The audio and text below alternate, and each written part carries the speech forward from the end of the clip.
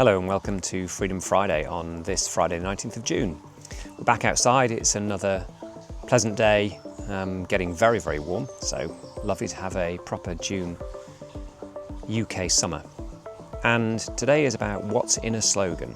And you'll have seen our slogan being freedom, fairness and responsibility. And people have asked, what does that mean to Freedom Alliance? So I thought I'd just delve into it a little bit.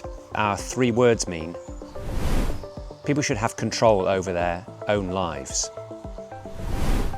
Everybody should be treated the same, and the rules should apply to everyone. And finally, rights come with obligations, both personal and governmental. So let's dive into this a little bit more and we'll take each in turn. Now, a lot's been said about freedom, fairness and responsibility. They're almost hackneyed phrases, aren't they, trotted out by all the parties whenever they want to get your vote. But we think it's something deeper than that, and we think there is something that is happening and has been happening for the last 20, 30 years, which has been out of the public eye to start with, and then now we're starting to see far, far more. And freedom is at the forefront of that. So firstly, freedom to us is the ability to live your life without excessive government interference. And as I say, the last 20 to 30 years, you've seen more and more interference under the guise of for your convenience or for your safety, for your security. They should be red flags, because every time something comes out like that, you know that your government is trying to control you ever more. So it's clearly not for your safety. Do you feel safer now than you did 20 years ago? It's about control. And this is what governments really try to do.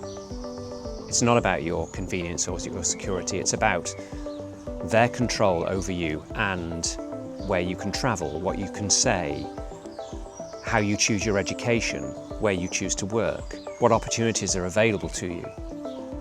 And real freedom should allow you to do all of that within the confines of certain laws, because we need to make sure that society works as a whole. In some instances, this can be good. Some control over crime and antisocial behaviour, you'd want that, and that's the point about the society functioning in the way it should do. And the internet and connectivity that we now have gives the illusion of freedoms. You have more information at your fingertips, and therefore you feel you have more choice. But actually that's part of the control mechanism. You've got to think biases, algorithms that drive you to certain areas, things that you can't find out. Here's just an example. 2 weeks ago there was a massive earthquake in the Philippines. If I get my numbers right, it's 66 people dead so far and 10,000 buildings destroyed. That should be on your news. But instead, what do we get? Love Island evictions. And that's what's fed to us primarily, rather than real news affecting real people and how we should be looking at it from a community. And the biggest control of all, the government get us to pay for all of this through all the myriad of taxes. And we have our policy very clearly set out about what we think of taxes. Do have a look. We know that British voters often associate freedom with security, and that's fair enough. Security of borders, security of healthcare, security from a pension point of view, and all of these should be provided by the state.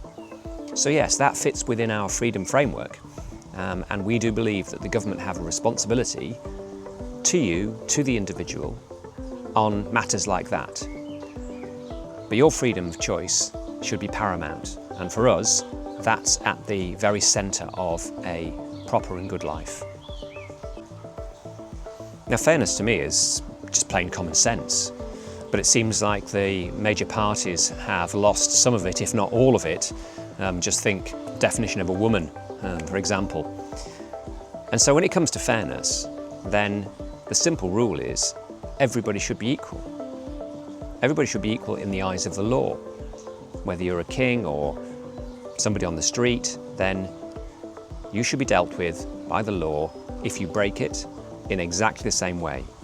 And we've got loads and loads of things going on about two-tier, Kia, all the policing systems, etc. So yes, we've got a lot of things that are wrong at the moment. We would want to get fairness back into society through every way we look, not just the legal system, although that is the primary one. Fairness should be equal opportunities to get on in life, so access to the right education, access to the same healthcare facilities, access to the opportunities that everybody is afforded. So if you want to go to university, you should, but if you don't want to go to university, you should have an opportunity to have a vocation, some training for that. And when it comes to work, I would rather have anonymous interviews, so you don't know and have no bias towards any particular religion, any particular creed or colour, and any particular background socially, so that the right person and the best person for the job gets that job. And that's what fairness is at its core. It has to be the same for everyone. And finally, and critically for us, why have we got special laws in place for particular groups of society? That makes no sense whatsoever when it comes to fairness. So instead of having specific laws about it, we should just be applying the correct version of the law and helping people integrate into society and be allowed to integrate into society for the benefit of the entire community. And don't think that fairness for us is communism with a small c. Absolutely not. We value hard work and entrepreneurship, and those people should get rewarded for that entrepreneurship. It's a critical part of the UK fabric, and society should welcome those people who choose to make good of themselves. And lastly, we have responsibility. This is really important and takes two forms, which I've mentioned a little bit already: personal responsibility and governmental responsibility.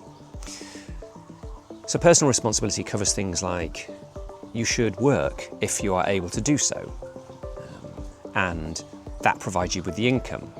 It also provides you with the ability to pay some taxes, which provides you the services, such as the NHS and education and the like. So from that point of view, then working is a personal responsibility. You should look after your family first as well, not the state. I think this is where we've gone a bit cockeyed, and we really need to get back to it to say everybody's responsibility is to their family. You should look after them, and I think of it in this way. Your child scuffed their knee, you put the plaster on it. Your child breaks the leg, then the NHS helps you that because you don't have the skills to do so. And this is where the state and the individual can really work together, and how it should work together. We think responsibility is to your community as well.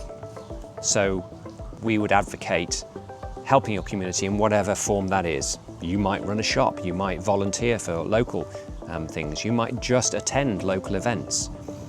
But if you work in your local community and you live in your local community, you should contribute to it. My personal belief actually is in something I like to call self-rescue. Self-rescue I learnt when I was whitewater rafting several years ago.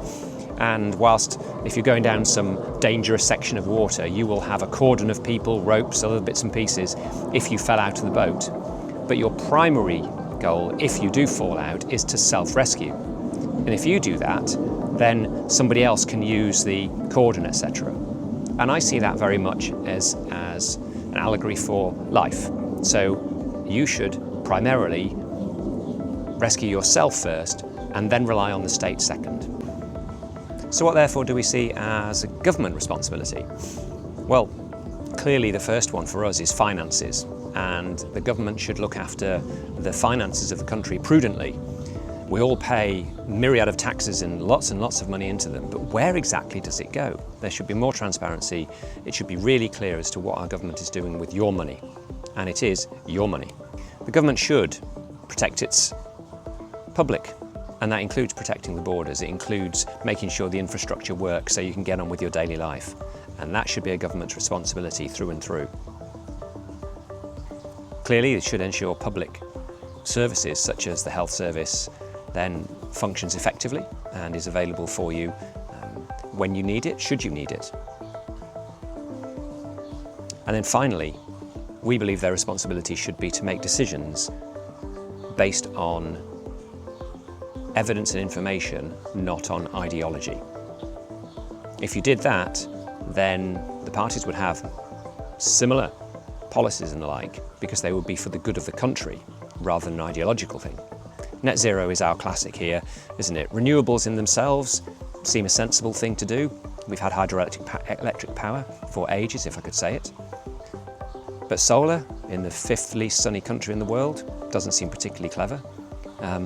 We must have better ways of doing that, but net zero drives it. So renewables, yes, but net zero doesn't make any sense at all.